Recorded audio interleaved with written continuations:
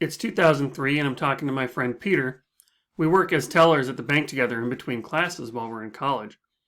As we're talking, Peter's friend comes up. Peter's friend is a guy who gets really nervous.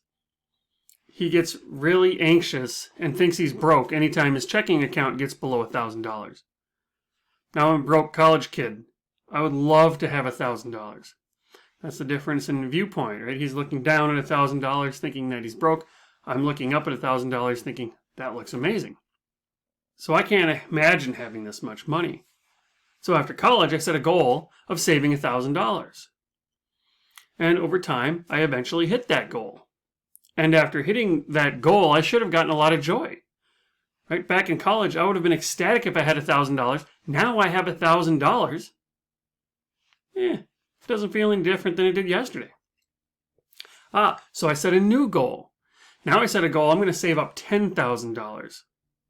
It takes a little more time, but I finally get there. I save $10,000, and I should be ecstatic. I couldn't dream of having a 5-figure savings account. But, it doesn't feel that much different from yesterday. Okay, all right, new goal, $100,000. Need to save up $100,000. And you already know the drill by now. As soon as you get there, it doesn't feel that great. It doesn't feel any different. The problem with reaching all of these goals is that the joy is fleeting, if there was any joy to begin with. Because as we get closer to the goal, we get used to our new position along that line, along our progress of success. So when we finally succeed with what we thought would make us happy, that success is fleeting and it's disappointing. Find out more right after this.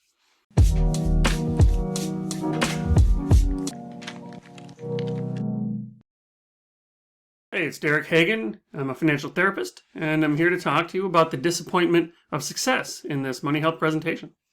So, the success that can feel disappointing. It just doesn't sound right, does it? But if you think about it, we think it's going to feel amazing. We think it's going to feel awesome when we hit our goal, when we finally succeed in whatever we were setting out to succeed at. But then we get there and it's one of these, okay, fine. Now I need to set a new goal, right?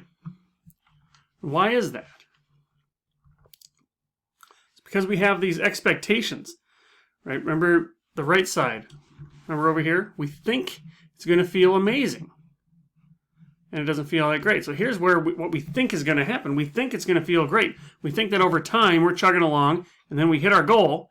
And that big spike, that success, that's when we raise up our hands and we are pumped.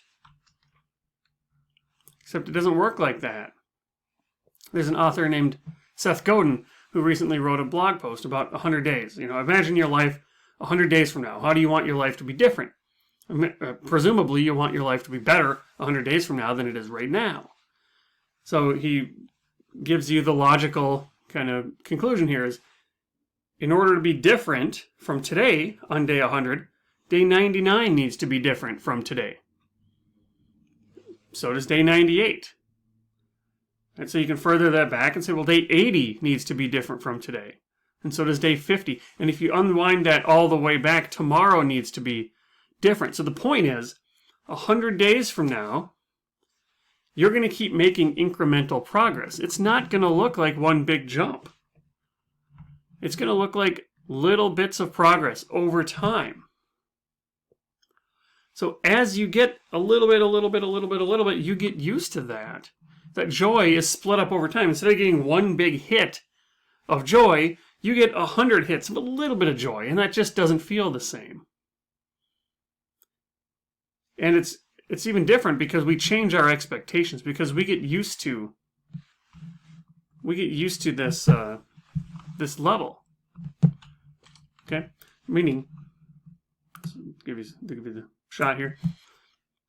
This is when we get something new, we adapt really quickly. It doesn't take that much time to really adapt. That's this really steep curve. It does level off over time.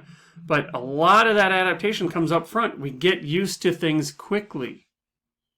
And so as you're going from 0 to 100 or making progress towards that goal back here, as you get to here, you get used to that.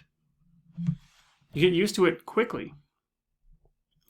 And if we haven't done the work to try to define, like, what is enough? How much do we want? What is this money for? Then we're constantly in this pursuit of more. We're always after more, more, more. Because we've never really defined what we want.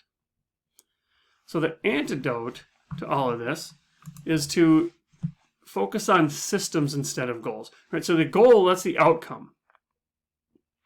Your system, that's kind of the process you take to get there. A goal, that's that fleeting moment of joy. So if you can fall in love with the system, the process, the thing that you do every day, then the goals are going to take care of themselves. Then you don't have to be blinded by that singular goal. Right? Running that marathon, I've used these before.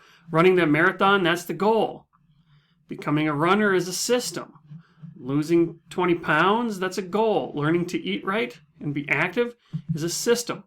Gunning for your boss's job, that's a goal. Doing things to contribute to, add to your marketability, that's a system.